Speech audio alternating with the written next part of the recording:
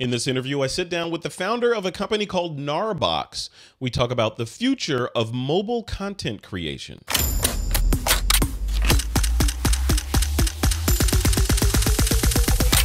This is TWiP. All right, so GNARBOX. I'm here with Tim Feast. He's the guy that's pulling strings behind that company. Tim, welcome to This Week in Photo. Thank you for having me. You know, and thank you for coming on, man. I want to talk specifically about a lot of stuff, and we were just in the green room kind of talking about all the stuff that we're going to talk about. But before we do that, let's talk about the history. Let's talk about how things got started. You know, it seems to be a thriving company, as we'll get to when we talk about the fundraising campaign. But how did you start? Like, where did this company come from? Well, co-founder Will and myself were driving back from a ski trip to Mammoth Mountain, which is kind of the local ski hill here in Los Angeles, California. Yep. And we had full GoPro memory cards and a long week of work ahead. At the time, working full-time jobs, pretty much at a cubicle or whatever. And editing video was not a priority during the week. And what we found was we kept coming back from these trips with these memory cards, and the files would just go to waste. We would never end up editing that cool video. We couldn't be a hero, as GoPro tells you to be. And because of that, we started thinking about ways to make it easier to create and share content. So to create,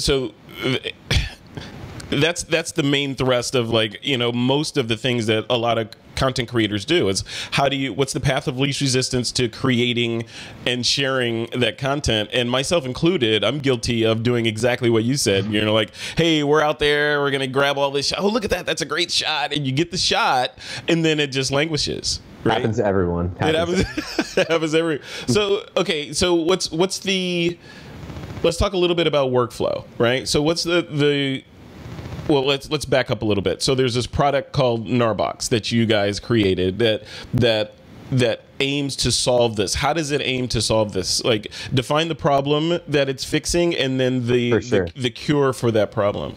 And it's changed a bit over time. And I can start from the beginning. So when we first started, when we said, oh, it would be great to make it easier to create, we were really focused on video, and we were focused on GoPro specifically.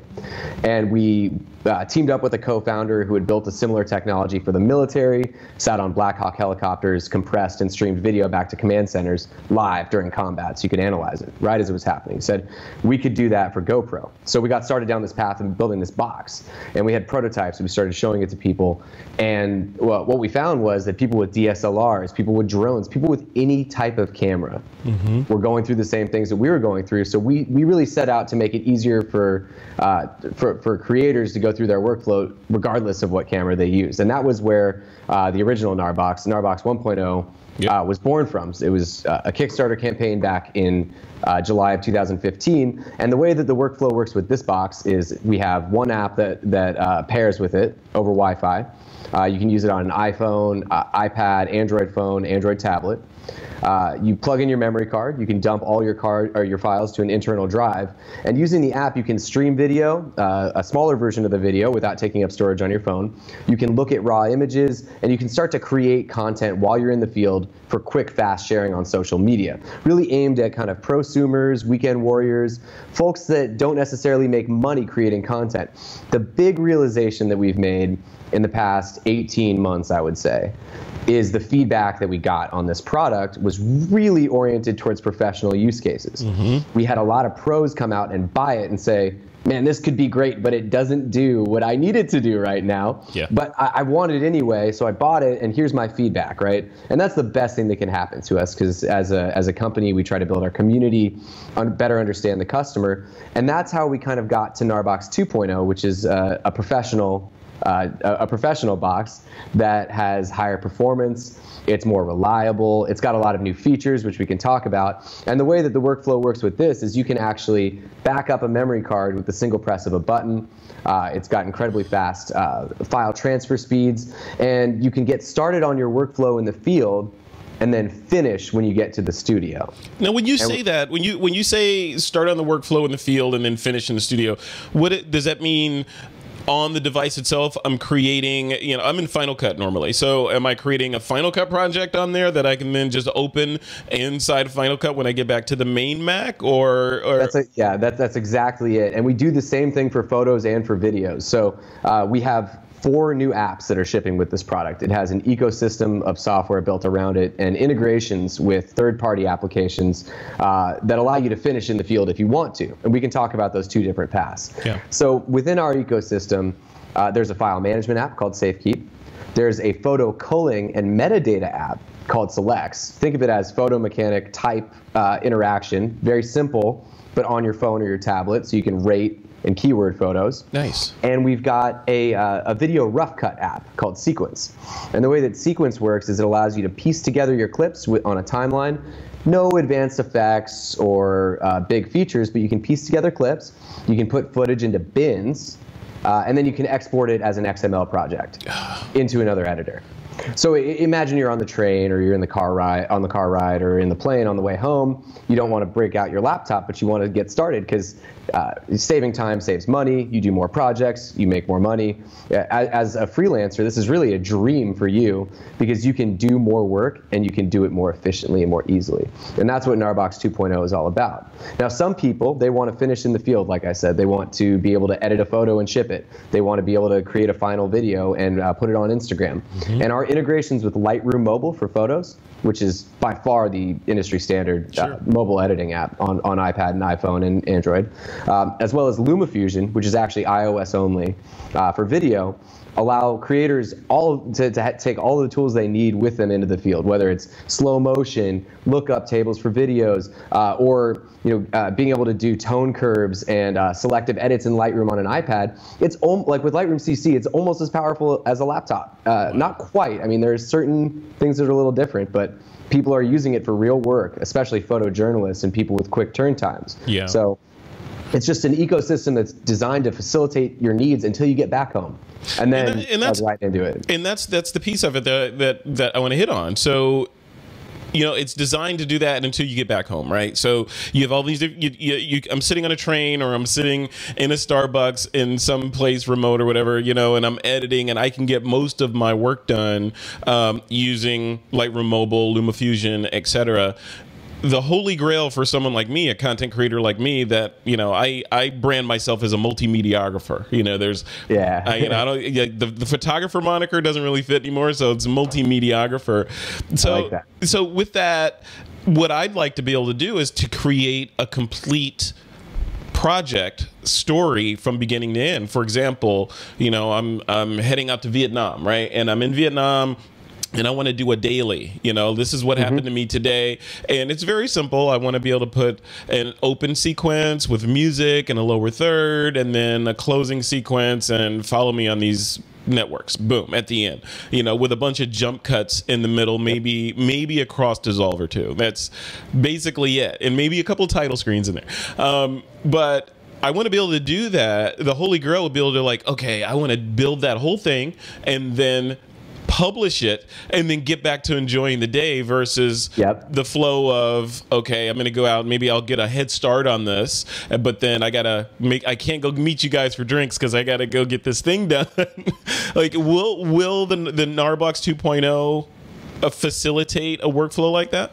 Absolutely. And our good friends and our partners at LumaFusion are at least 50% responsible for that fact. So there's a really interesting integration that we just put out with LumaFusion. It is the first of its kind, and it addresses just an absolute critical pain point in anyone's workflow who's trying to edit video while on the go, which is you've got all these files, but transferring them to an iPad is not straightforward or easy. It takes a lot of time, and it takes up a lot of space. With GNARBOX 2.0, you have legitimately an SSD that pairs with your iPad for a traditional professional editing workflow. It allows you to stream the clips and pull in just the segments to your timeline that you want. And then from there, you just take it in LumaFusion, and it's an incredible editing experience. So you should definitely check out for your workflow. We're talking about just your workflow, especially. You got to look at LumaFusion, and with GNARBOX, you can actually store those files. I think what some people don't understand is that storage has always been required for post-production. It's always been required for any sort of media work that you're doing. And we're in this world that's increasingly mobile, so we need storage that works with our mobile devices. And when I say storage, I don't just mean a drive that's dumb. I mean a drive like ours that has a processor and software built on it that really streamlines the interface with all these other applications. And it's just a dream to work with, because you don't fill up your iPad, you don't have to transfer everything to your iPad to work with it. You can sit there and work off a hard drive or an SD card plugged into your GNARBOX. It's a pretty incredible connection, and I think that's why people are interested in it. See, that's what I want to understand more. So that flow, and that sounds exciting. So I'm like, okay, I need one of these. So with that flow, can I? First of all, you're saying that the files remain on the GNARBOX. They're not. That's right. It's not, because I want to make sure we hammer that home. They're not copying over to the iPad. You do your edit, and then you push them back out to the iPad, right, iPhone, or whatever. Which is what our competitors do, and they call those integrations. So okay, that's a big point of differentiation between us and anyone else on the market. And you can do that because you have a processor built into the drive itself that handles all the heavy lifting. Yeah. Okay. It can even render ProRes, for example. So if you're out shooting and you've got your Atomos recorder, you can actually transcode ProRes video and work with it on your iPad, and then push an XML file into Premiere for your Final Cut, or into Final Cut Pro for your Final Cut. Wow. So it's incredibly flexible, and that dynamic ability, because of the built-in CPU and especially the software, makes it totally different from anything else out there. So let me get this straight, Tim. So just so I understand. So I can go out, I can capture a bunch of footage with my GH5 or G9, whatever. I can pop that SD card out of the camera, stick it into the GNARBOX, copy everything over to that drive, put the SD card back in my camera. Camera's out of the mix now. Now I have all the footage that I captured that day on my drive. Now I can take just that drive and let's say my iPhone 10. I can take that drive and my iPhone 10, which are in my back pocket. I can go sit down somewhere and put together a completed sequence of video with titles and all that stuff using LumaFusion and the smartphone and just GNARBOX, and then export that to YouTube or Facebook or whatever, all from just those two devices. Is that correct? That's right, and it works on 1.0 right now.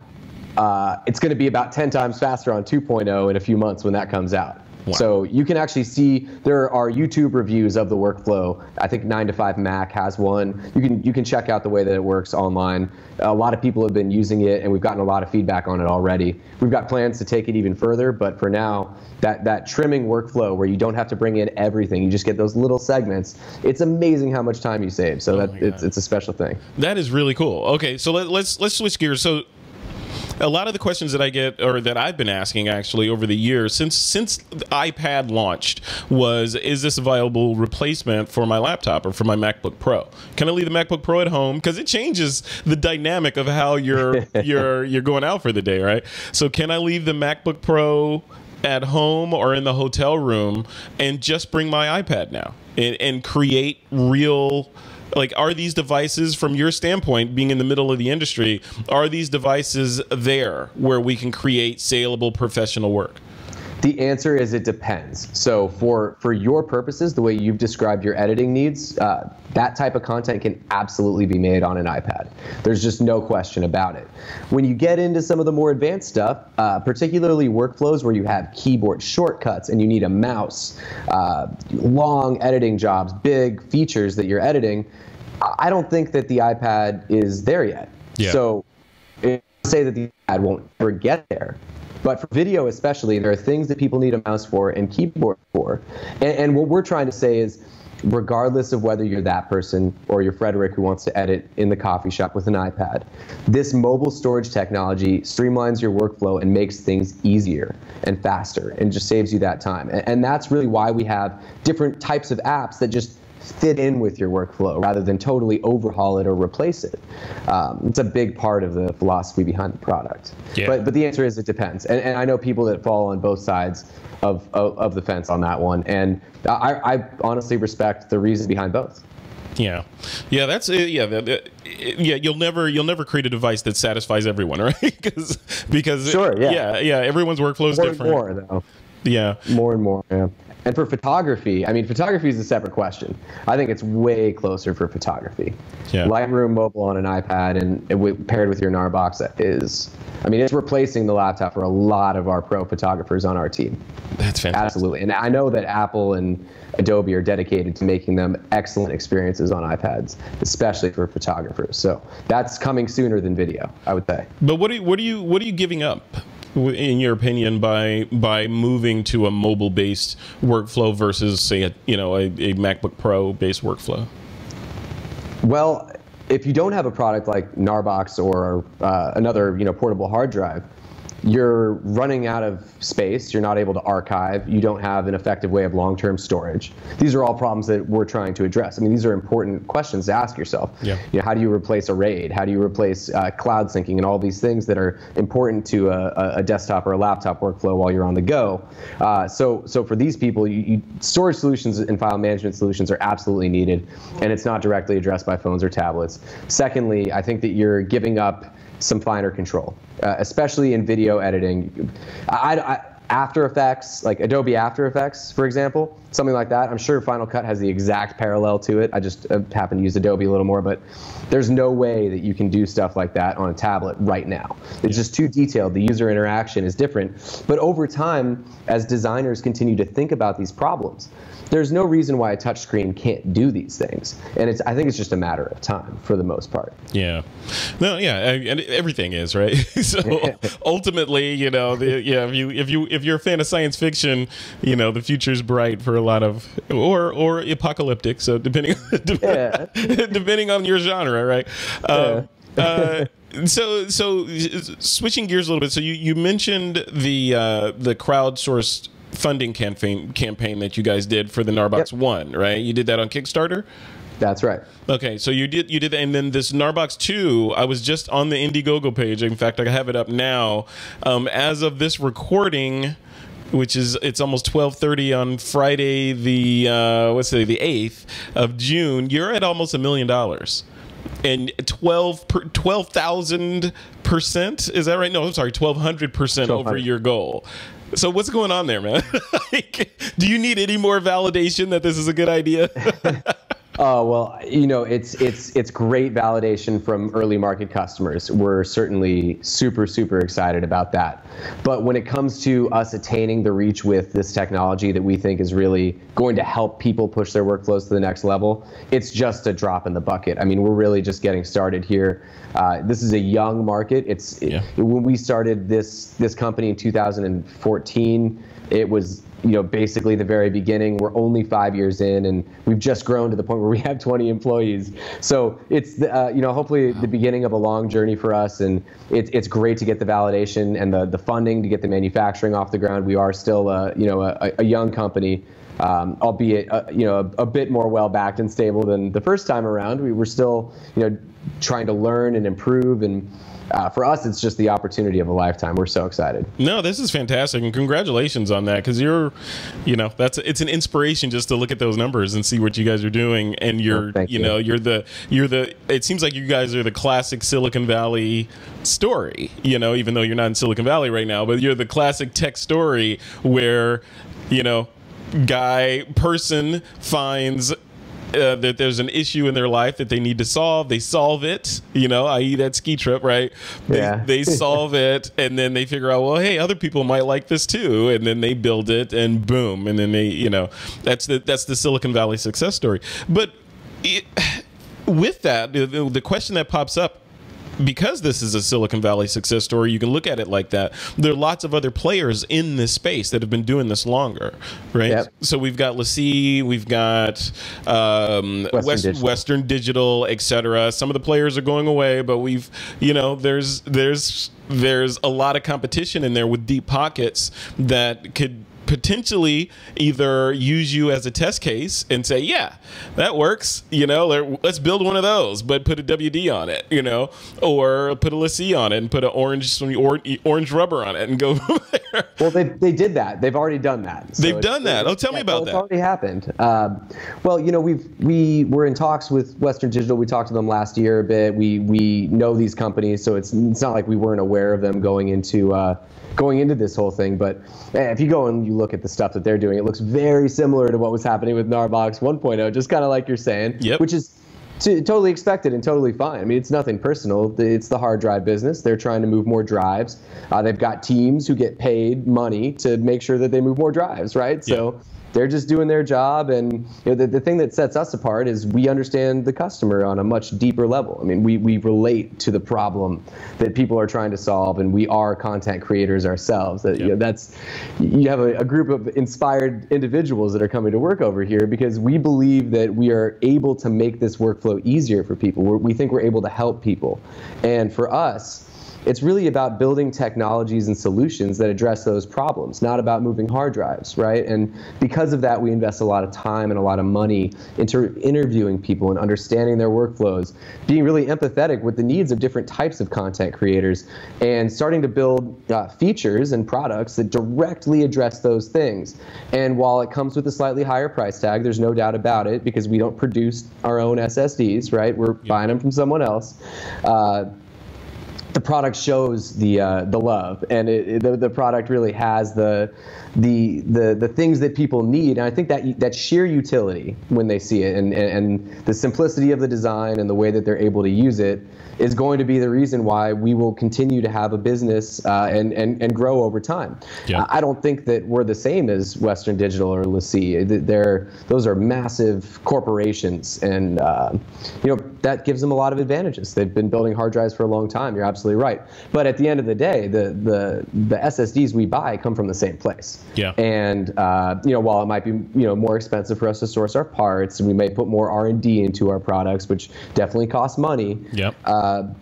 There's a market for solutions, and we're dedicated to providing those solutions. Is there IP associated with the GNARBOX that they could, that they would need to, Pac-Man and eat you guys up in order to get?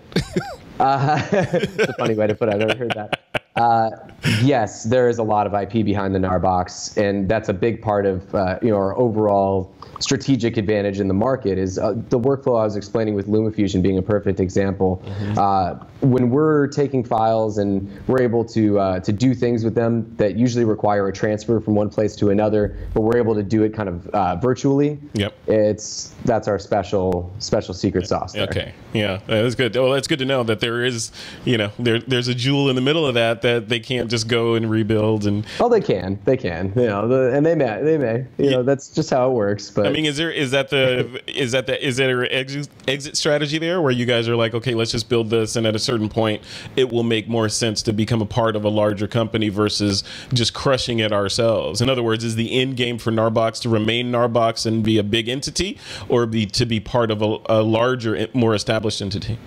Well, everyone has their price, right? But we're building this business for decades, not for years. The way that we think about this is we want to go after a specific type of workflow that we think is sticking around. You look out into the future with the media and entertainment industry and virtual reality, exabytes and exabytes of data need to be managed, and we are passionate about it. We've got technology that does it, and it's not our goal to go away anytime soon. We want to build a big, serious company and a business that continues to serve that need. Now, we'll trail this off here. We talked a lot about mobile technology, iPads, etc., versus, I'll call it the desktop machine, which is a laptop, right? So those machines, is the future from your standpoint? Is the future mobile? Will we see a day in the future where we're looking at desktop machines as like your grandfather's machine, and no one uses those anymore? It's all about touchscreens and tablets and AR and VR.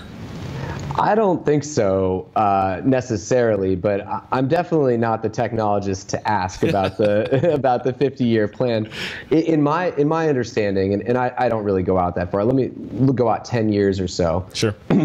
I think that we'll see more and more adoption in mobile.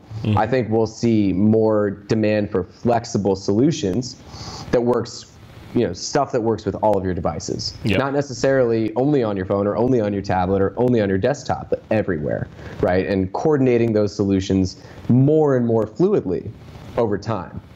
But I don't see the desktop going away, especially when you think about things like VR, as you just mentioned, that require just an immense amount of processing power. Yep. It's either all got to go to the cloud, or you have to have massive machines. And neither of those problems is easy to solve. You don't have enough bandwidth to get it to the cloud. Even with 5G and future internet technology, it's still going to be almost impossible. And then at the local level, it just demands a huge amount of processing power, generates heat, takes power, costs money. And these are things that a lot of really smart people are trying to solve, but you're not going to solve them overnight and have, you know, a VR editing suite on this thing. Yeah. You know, based on the laws of physics. Right. That's just, you know, so it's going to take time. It's a lot based on the laws of physics and the laws of just comfort, you know? Yeah. At some point you want to be able to sit down and edit, right?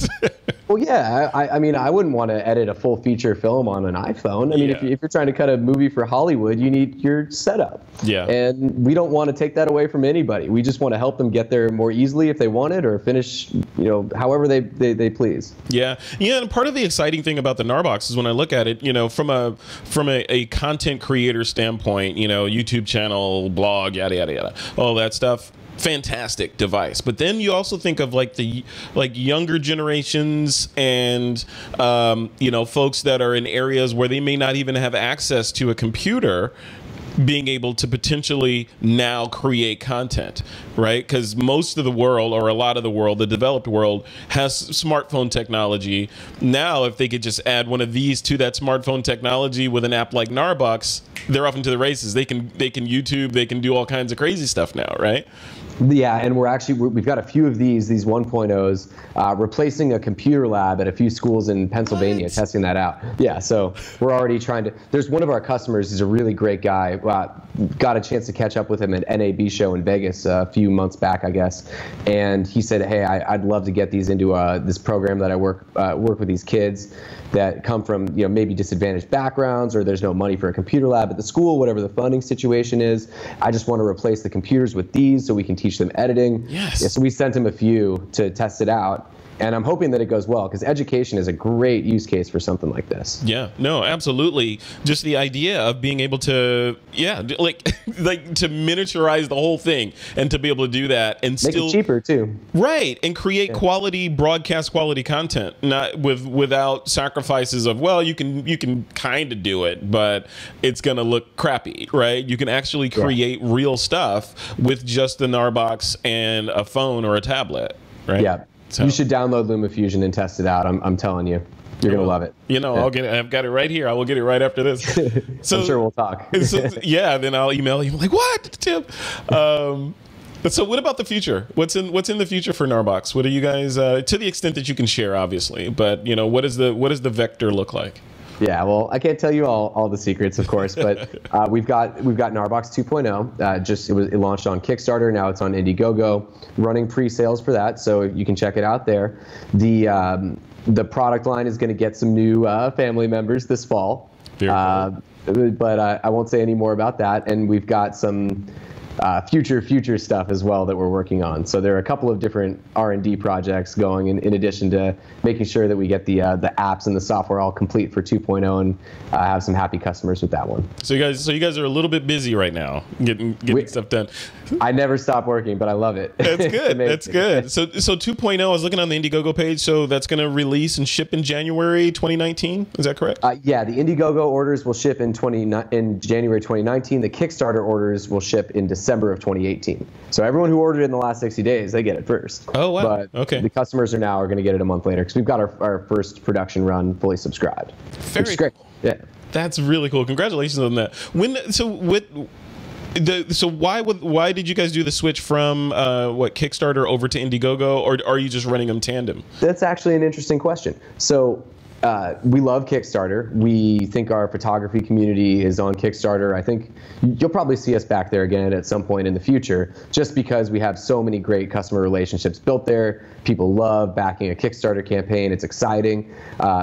But they're not incredibly flexible with how long you could run your campaign for, or how you take pre-orders between the time your campaign ends and when you launch. So Indiegogo, being the smart business people that they are and having kind of the second leader in the category, built this platform that's super awesome called In Demand, where you can take your campaign there for pre-orders after you're done with your Kickstarter, and you can just keep it running. Very cool. Very so we're cool. working with Indiegogo on that. They brought us in, and we're happy. That makes sense. So this whole the crowdsource thing obviously is working very well for you. And there's other companies that I speak to, like what is it, Peak Design as well. Yeah, we're friends with them. Yeah. You guys seem very similar in just kind of the way that you articulate the vision for the business and where things are going, and the crowdsourced piece of it. Is that the future, do you think, for businesses that want to tool up quickly and get their idea from we're in the car on the way back from Mammoth to actually first unit shipped?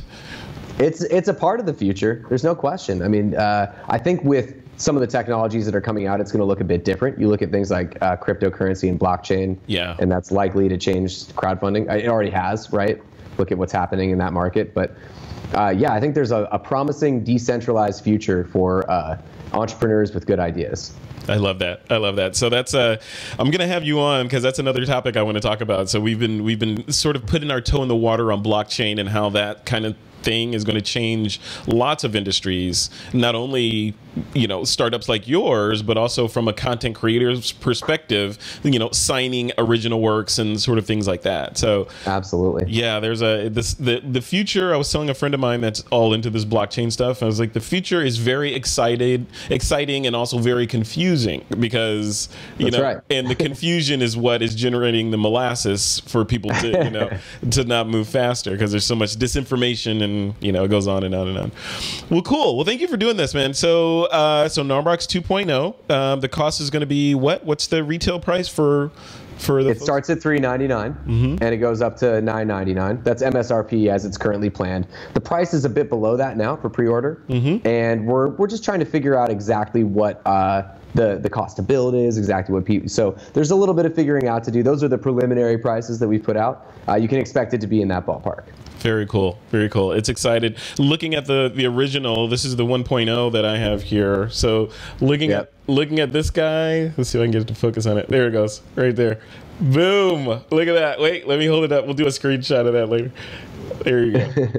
So looking at that one, the old one and the new one, you guys obviously made lots of industrial design choice changes and all that. I'm going to bring you up on screen here. Can you hold that up again? I want to take a look at that thing. Sure. Okay, so it's rubberized all around. So I can tell you a little bit about the design. Yeah, please. This thing, that one of the big challenges is you put a laptop quality processor in a little box, and the heat management is tricky. So you'll notice the fins. That's a huge design feature on the front. That's actually adding surface area, so it's dissipating heat more quickly. It's one of the big changes. There are no fins on the old one. It gets a little hot sometimes. So this is going to be better at dissipating the heat. We've also got the buttons and the OLED, and that's how you do your backup with one press. What's cool about this is using the SafeKeep app, you can set up a folder tree, a preset, if you will, and you can retrieve it with just a couple of presses here and back up to folders, which is awesome. just a couple clicks on this button. Get out of here. That's too cool. Yeah. And then the back, we've got a replaceable battery.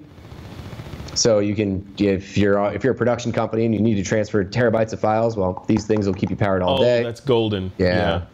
And the ports, we've got, let's see, SD, mini HDMI for a screen if you want to connect, and USB-C on that side, as well as a second USB-C on the other side. And this one can connect it to your computer as just a regular old SSD. Beautiful. And that's how you transfer your work into the studio. It's all super fast, latest technology. It's pretty cool. It's been fun to build this thing, I'll tell you. Tim, what's coming out of that HDMI port? What am I seeing out of there?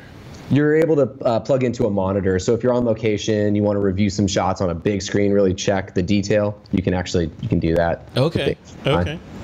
And in the future, it can do some other stuff too, because you can actually imagine running it almost as a little bit more of a traditional computer plugged into a monitor with a USB keyboard or mouse.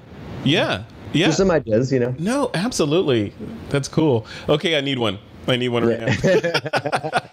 That is too cool, man. Congratulations. So I'll link to, everything from the blog post, the website, the crowdsource campaigns, and the, different reviews that are out there. Because there's some cool reviews out there already on the device. And so people are basically waiting for a couple months. For a couple months to get it, to get it. Yeah. Cool. So awesome. So anything else you want to share before we end this? No, I think that that's great. Thank you so much for your time, and appreciate the chance to answer your questions and talk about the market. You're welcome, man. Congratulations on the success. I'm excited to see this thing get out there. I think, like I was saying, I think that's it's validation having this conversation with you about the viability of mobile for production level work, right? So before, it's been kind of like a kludge, you know, it might work, it may not work. Yeah, you can do it, but you're going to suck up all the hard drive space on your on your tablet. You guys have busted through all of those hurdles, it sounds like, and done some other things. And now we're going to be able to actually go sit down in that Pete's Coffee or Starbucks or whatever and edit and pump it up to YouTube or Facebook and get on with our day, right? Absolutely. That's the idea. We're doing our best. All right, Tim. Thanks a lot, man. I appreciate it.